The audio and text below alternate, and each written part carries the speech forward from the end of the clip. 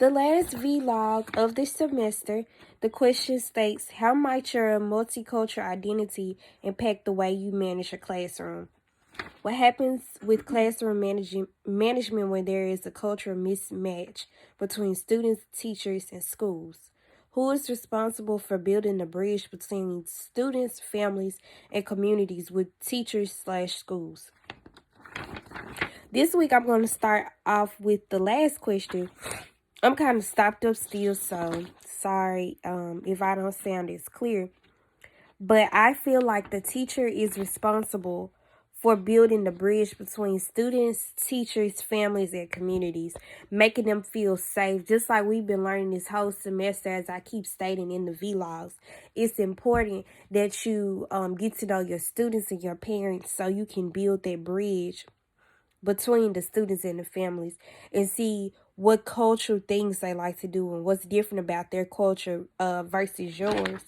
And it's important to know things that they can do and cannot do in their culture, because that lets them know and see that you care about where they come from, and that you care about their student, and you just care about the whole classroom in general and the well-being, to make sure everybody's culture is respected. How might your multicultural identity impact the way you manage your classroom? Well, it could impact the way you manage your classroom in different ways. Like, it might be some things that you might have to not do because of your culture or somebody else's culture in the classroom. You just have to keep those little things in mind and know how not to disrespect some students in the classroom. For example, like being a Black teacher, it could be hard sometimes if the classroom is all white, or even all really all white, because some of their parents could be like, "Well, she might not know what she's talking about," or she might not do what we do at home because she's Black.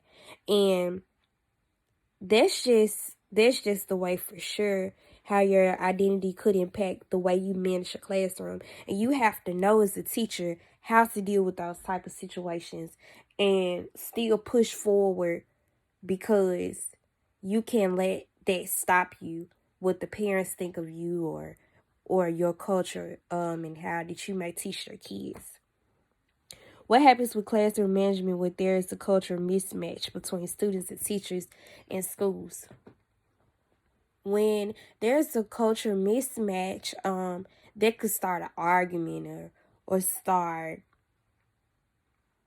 really an argument, or just for some students to feel disrespected, which is not a good feeling at all. You want your students to feel respected in the classroom and feel like they can be comfortable in the classroom. You want to create that type of classroom for them. So when that type of situation goes on, it's just not good, because then the parent is not going to trust you. The student most definitely won't trust you, and that's just not good.